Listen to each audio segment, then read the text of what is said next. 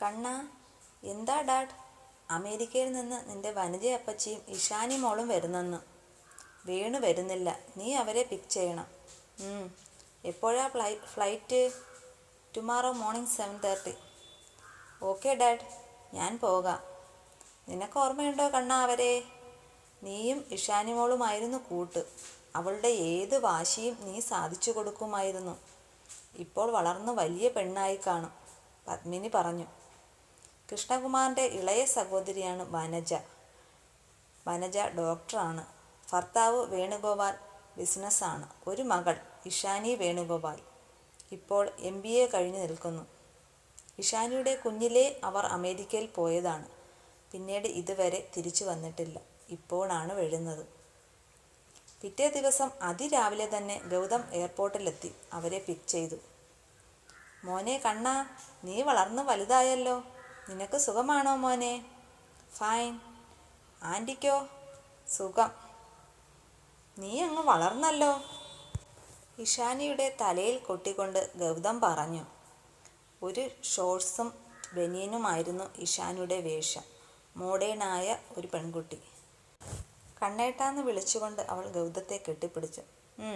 വാ, വിശേഷങ്ങളൊക്കെ വീട്ടിൽ ചെന്നിട്ട് കാറിൽ കയറ്.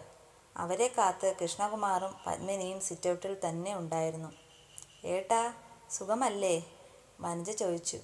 നിനക്ക് ഇപ്പോഴെങ്കിലും ഞങ്ങളെ ഓർത്തല്ലോ വനജയെ, പത്മിനി പരിഭവിച്ചു. അത് പിന്നെ ഏട്ടത്തി, വേണുവേട്ടൻ്റെ ഓരോരോ തിരക്ക്. ആ മോൾക്ക് അറിയുമോ അമ്മായിയെ? പിന്നെന്താ, അമ്മയ്ക്ക് എപ്പോഴും നിങ്ങളെക്കുറിച്ചേ പറയാനുള്ളൂ. ഓ, ഞാൻ മറന്നു. വന്ന കാലം നിൽക്കാതെ നിങ്ങൾ അകത്തേക്ക് വായോ. ക്ഷീണം കാണും. കുടിക്കാൻ എന്തെങ്കിലും എടുക്കാം. കുടിക്കാൻ മാത്രം പോരെ അമ്മായി, കാര്യമായി കഴിക്കാനും വേണം, ഇഷായി പറഞ്ഞു. അമ്മായിയുടെ കൈപുണ്യം അമ്മ പറഞ്ഞ് അറിയാം.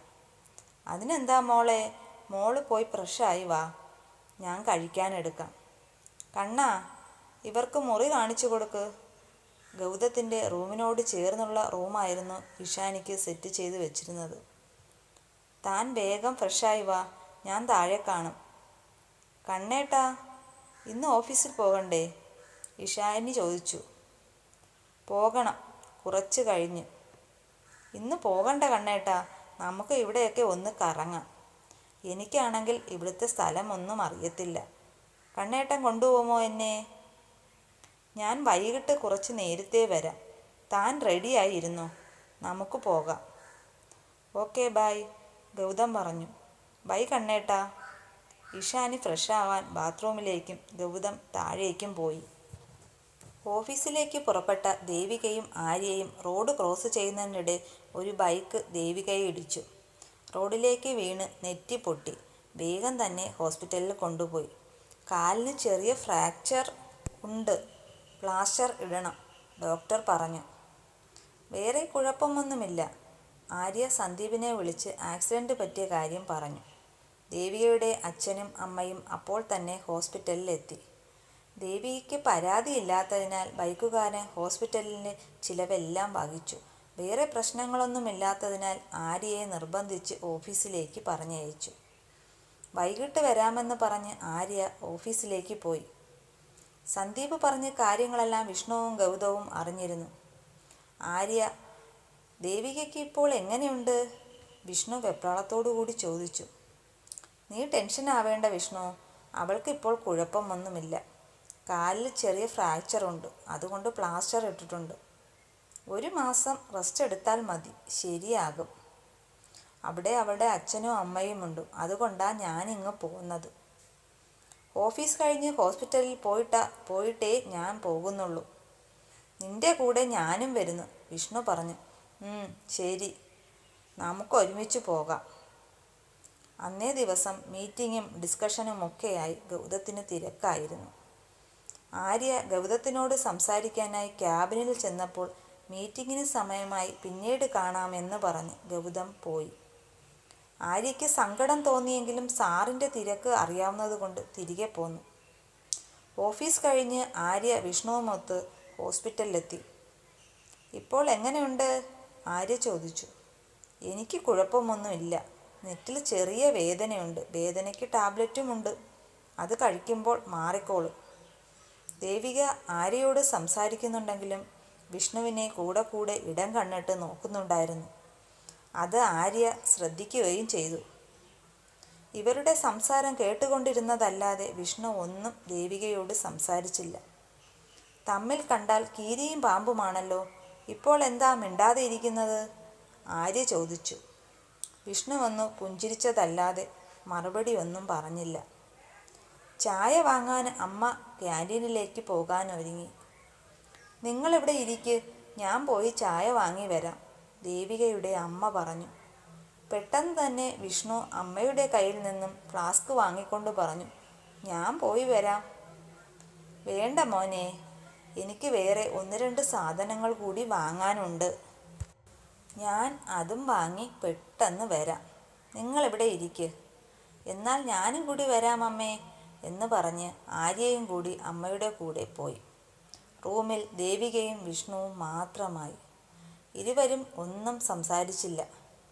കുറച്ച് സമയത്തിന് ശേഷം വിഷ്ണു ദേവികയുടെ അടുത്തായി ഇരുന്നു അവളുടെ താടിത്തുമ്പ് ഒന്ന് ഉയർത്തിക്കൊണ്ട് ചോദിച്ചു, വേദനയുണ്ടോ? വിഷ്ണുവേട്ടാ എന്ന് വിളിച്ച് ദേവിക വിഷ്ണുവിനെ കെട്ടിപ്പിടിച്ചു കരഞ്ഞു. വിഷ്ണുവും അവളെ തിരികെ പുണർന്നു. തലയിൽ തലോടി ആശ്വസിപ്പിച്ചു കൊണ്ടേയിരുന്നു. അയ്യേ, എന്തിനും ഏതിനും എന്നോട് വഴക്ക് കൂടുന്ന വഴക്കാളിയാണോ ഈ കരയുന്നത്? അവളുടെ നിറഞ്ഞ കണ്ണുകൾ തുടച്ചുകൊണ്ട് വിഷ്ണു പറഞ്ഞു. 1 മാസം റെസ്റ്റ് എടുത്താൽ പോരെ? വിഷ്ണുവേട്ടാ, എനിക്ക് താനൊന്നും പറയണ്ട. എനിക്കറിയാടോ തൻ്റെ മനസ്സ്.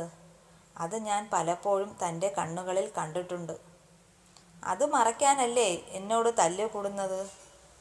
അപ്പോൾ വിഷ്ണുവേട്ടനും എനിക്കറിയാം. ഇത് എവിടെ വരെ പോകും എന്ന് അറിയാനല്ലേ കാത്തിരുന്നത്. പോ അവിടുന്ന്, എന്നോട് മിണ്ടണ്ട.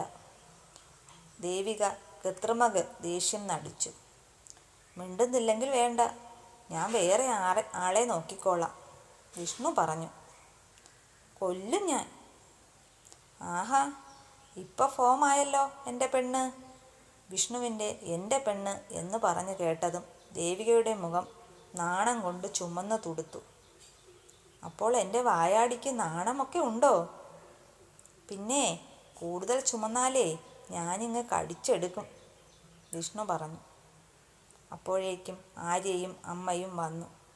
പെട്ടെന്ന് തന്നെ വിഷ്ണു ചെയറിൽ പോയി ഇരുന്നു. എന്താ, രണ്ടുപേരും കൂടി പിന്നെയും തല്ലുകൂടിയോ? ആര്യ ചോദിച്ചു. അതിന് ഇരുവരും മുഖത്തോട് മുഖം നോക്കിയതല്ലാതെ മറുപടി ഒന്നും പറഞ്ഞില്ല. പിന്നീട് ആര്യയും വിഷ്ണുവും യാത്ര പറഞ്ഞിറങ്ങി. സമയം ഇത്രയായില്ലേ, ഞാൻ കൊണ്ടുവിടാം, വിഷ്ണു പറഞ്ഞു. വൈകുന്നേരമായതിനാൽ റോഡിൽ നല്ല ബ്ലോക്കായിരുന്നു. അപ്പോഴാണ് വിഷ്ണു ഗൗതത്തിൻ്റെ കാർ കണ്ടത്. ദേ, അത് സാറല്ലേ, കൂടെ ഒരു പെൺകുട്ടിയുമുണ്ട്. അപ്പോഴാണ് ആര്യയും അത് കണ്ടത്. വെളുത്തു മെലിഞ്ഞു മോഡേണായ ഒരു പെൺകുട്ടി. അത് സാറിൻ്റെ സിസ്റ്റർ അല്ല, പിന്നെ അതാരാണാവോ? സാറിന് എന്നോട് ഒന്നും സംസാരിക്കാതെ തിരക്കിട്ട് പോയത് ഇതിനായിരുന്നോ? ഇങ്ങനെ പല വിധത്തിലുള്ള ചിന്തകൾ ആര്യയുടെ മനസ്സിലൂടെ കടന്നുപോയി. ബൈക്ക് സ്നേഹതീരത്തെത്തിയതൊന്നും ആര്യ അറിഞ്ഞിരുന്നില്ല. ആര്യേ, ഇറങ്ങുന്നില്ലേ? സ്ഥലമെത്തി. വിഷ്ണുവിൻ്റെ സ്വരമാണ് ആര്യയെ ചിന്തയിൽ നിന്നുണർത്തിയത്. പെട്ടെന്ന് തന്നെ ആര്യ ഇറങ്ങി. വിഷ്ണു യാത്ര പറഞ്ഞു പോവുകയും ചെയ്തു. അപ്പോഴും ആര്യയുടെ മനസ്സിൽ ആ പെൺകുട്ടിയും ഗൗതവുമായിരുന്നു. ആര്യയുടെ മനസ്സ് പലവിധ ചിന്തകളാൽ കലങ്ങി മറിയുകയായിരുന്നു.